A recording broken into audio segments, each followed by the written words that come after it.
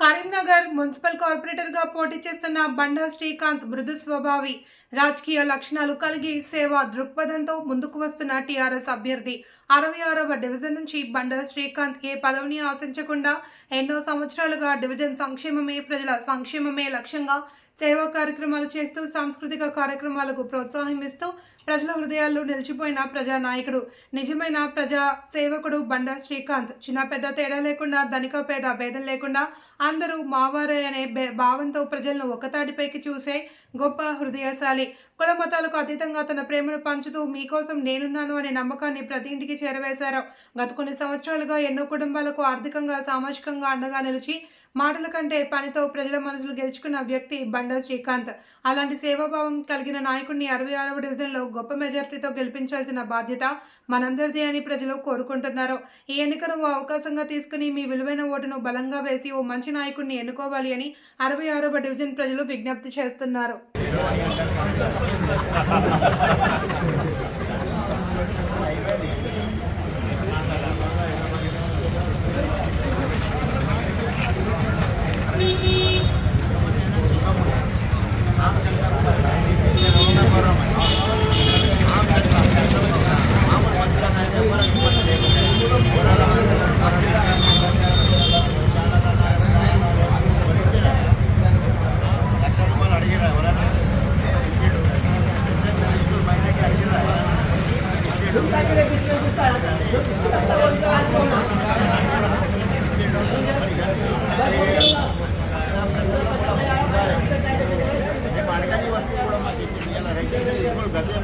ఇంటి చక్కగా దొరకలేదు ఎందుకంటే మా పిల్లలు అక్కడ చదువుతారు కాబట్టి మాకు తెలుసు. కూడా వస్తలేదా అప్పుడు వినోద్ కుమార్ గారు ప్రైవేట్ స్కూల్ తీసుకొని నడిపించారు. ఇప్పుడు టెండర్లు మన 10 లక్షల పైన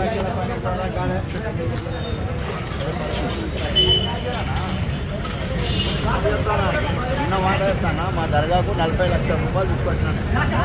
20 లక్షలు అన్న ఇచ్చిండ్రు, 10 లక్షలు వినోద్ కుమార్ గారు ఇచ్చిండ్రు, 5 లక్షలు మైండ్ గారు ఇచ్చిండ్రు, 5 లక్షలు మన సంస్థ గారు ఇచ్చిండ్రు, 40 లక్షలు తీసుకొచ్చాను.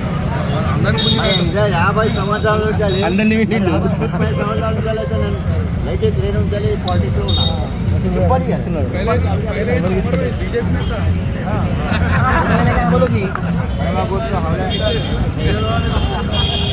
ఇండిపెండెంట్ గెలిపించింది అప్పటి నుంచే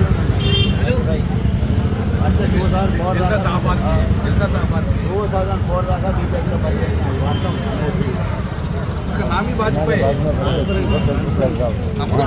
अस्सलाम वालेकुम मेरे भाइयों और बहनों, आपके सामने 66 डिवीज़न से बीआरएस पार्टी के साथ आपके सामने आ गया हूं। बीआरएस की पार्टी की तरफ से, ये पार्टी के तरफ से मैं सब डिवीज़न फिर रहा हूं ये प्रचार के लिए। जब मुझे मालूम हुआ कि बहुत समस्या है ये डिवीज़न में, वो समस्या मैं एक बुक में लिख ले रहा हूं। मैं जीतने के बाद ये नल के टाइम में भी सुबह 4 बजे आ रहा है। मैं वो समय सारणी क्या है, वो समय टाइम टेबल पूरा चेंज कराऊंगा।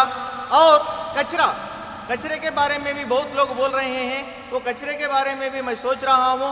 66 डिवीज़न पूरा मैं खुद रिक्शे लगा लेके सब मेरे पैसों से ही 66 डिवीज़न में कचरे की गाड़ियाँ लगा के मैं वर्करों को रख के पूरा फिरूँगा।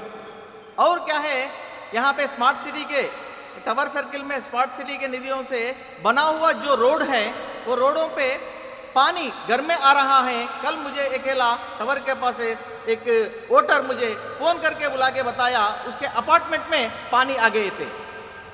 तो मैं देखकर बहरहाल वो कहाँ से आया उनको कुछ नहीं मालूम हुआ। वैसा प्लानिंग से वो आगे चल रहे हैं। वो पूरा मैं आने के बाद, मैं जीतने के बाद वो टावर सर्किल में जो पानी आ रहा है वो पानी नया नहीं जैसा मैं सबसे ऑफिसरों से बात करके वो समस्या मैं दूर करूंगा। और एक बात क्या है, थोड़ा ट्रैफिक की समस्या है। जब ईद होते हैं, मुसलमान की हो दो या हिंदू की हो दो, किसी का भी ईद आता है, वो ईदों में ट्रैफिक की बहुत समस्या हो रही है। या पार्किंग प्लेस के लिए भी, पार्किंग प्लेस बनाने के लिए भी मैं ऑफिसरों से और हमारे कमराकर अन्ना से बात करके वहाँ ट्रैफिक की समस्या भी दूर करने की कोशिश करूँगा। इंशाल्लाह आप सब लोग मिलके मुझे कार पार्टी बीआरएस को वोट देके कार पार्टी को जिताना है और टीआरएस को जिताना है और कमलाकर अन्ना को जिताना है। जय केसीआर, जय केटीआर, जय तेलंगाना। धन्यवाद। मेरा नाम बंडा श्रीकांत, 66 डिवीजन के कारपोरेटर बीआरएस पार्टी की तरफ से आ रहा हूं आपके सामने। आप सबकी वोट से मुझे अच्छी तरह से जिताइए। धन्यवाद। 66 డివిజన్లో నివసిస్తున్న ప్రజలందరికీ కూడా నమస్కారాలు తెలియజేస్తూ నేను బీఆర్ఎస్ అభ్యర్థిగా 66వ డివిజన్లో మీ ముందుకు వస్తున్నాను కనుక మీరందరూ కూడా నాకు కారు గుర్తుకి ఓటు వేసి అత్యధిక మెజారిటీతో గెలిపించాలని చెప్పి నేను కోరుకుంటున్నాను। ఇక్కడ 66వ డివిజన్లో నేను ప్రచార నిమిత్తమై తిరుగుతూ ఉంటే చాలా సమస్యలపై నాకు అవగాహన వస్తుంది, చాలామంది చెబుతూ ఉన్నారు। వాటిపైన నేను ప్రత్యేకమైనటువంటి శ్రద్ధ చూపిస్తూ ముఖ్యంగా చూసుకున్నట్టయితే చెత్త సేకరణ మరియు ట్యాప్ విషయంలో కూడా ట్యాప్ సమయసారిని కరెక్ట్గా లేకపోవడము, ఇంకొకటి స్మార్ట్ సిటీ పనులలో కొన్ని వైర్లు బయటకు వచ్చాయట, అవి హై టెన్షన్ వైర్లు ఉన్నాయని తెలిసింది, వాటిని కూడా త్వరలోనే తీసేపిస్తాను। ఇంకొకటి నిన్న చూసుకున్నట్టయితే నిన్న ప్రొద్దున టవర్ సర్కిల్లో ఎక్కడి నుంచో మురికి నీరు వచ్చిందట, పాపం లిఫ్ట్ మొత్తం కూడా మురికి నీరుతో నిండిపోయిందని చెప్పి ప్రజలు చెబుతూ ఉన్నారు। ఇంకా ముఖ్యంగా చెప్పినట్టయితే పండుగ సమయాలలో ఇక్కడ ట్రాఫిక్ సమస్య వచ్చింది, పార్కింగ్ ప్లేస్ కూడా లేదు। ఆ పార్కింగ్ ప్లేస్ విషయంలో కూడా నేను కమలాకరణతో మాట్లాడి ఆ సమస్యను కూడా పరిష్కరిస్తాను। ఇంకా చూసుకున్నట్టయితే చుట్టూ మొత్తం కూడా 66 డివిజన్లో సీసీ కెమెరాలు కూడా లేనటువంటి అవకాశం ఉంది కనుక వాటిని కూడా మేము ఏర్పాటు చేస్తాము। ఇంకా చూసినట్టయితే చాలా 66 డివిజన్లో టవర్ సర్కిల్ వైపు చూశాను, నెక్స్ట్ వచ్చేసి రైతు బజార్ వైపు వెళ్ళాను। రైతు బజార్లో కూడా ఈ చెత్త సేకరణలో ఇదివరకు 50 రూపాయల నుంచి 100 రూపాయలు మన స్వచ్ఛందంగా మా ప్రభుత్వం ఉన్నప్పుడు ఏదో మేము సొంతంగా ఇస్తే తీసుకున్నారు 50 రూపాయలు, ఏదో నవ్వుకుంటూ సంతోషంతో ఇస్తే తీసుకున్నారు। కానీ ఇప్పుడు వాణిజ్య వ్యాపార సముదాయాలు ఉన్నటువంటి మా ఏరియాలో చెత్త సేకరణకు వచ్చే వాళ్ళు 500 నుంచి 1000 రూపాయలు ఖచ్చితంగా అడుగుతున్నారట। ఇక నేను చూసుకున్నట్టయితే నేను గెలిచిన తర్వాత ఈ 66 డివిజన్లలో స్వచ్ఛందంగా ఈ యొక్క చెత్త సేకరణ నా సొంత నీళ్ళతో నేను చేపిస్తానని చెప్పి మీ అందరికీ కూడా తెలియజేస్తున్నాను।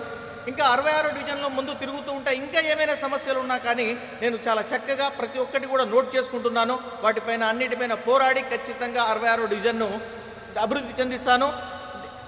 మిగతా 65 డివిజన్లకు ఆదర్శపాయంగా మా 66 డివిజన్ తీర్చిదిద్దుతానని చెప్పి మీ అందరికీ సవినయంగా కోరుకుంటూ కారు గుర్తుకు ఓటు వేసి నన్ను అత్యధిక మెజారిటీతో గెలిపించాలని చెప్పి ప్రజలందరికీ ధన్యవాదాలు చేస్తున్నాను। జై టీఆర్ఎస్, జై కమలాకర్ అన్న। నా పేరు బండ శ్రీకాంత్, 66 డివిజన్ కార్పొరేటర్ అభ్యర్థిని బీఆర్ఎస్ పార్టీ, కారు గుర్తుకే మీ ఓటు। ధన్యవాదాలు।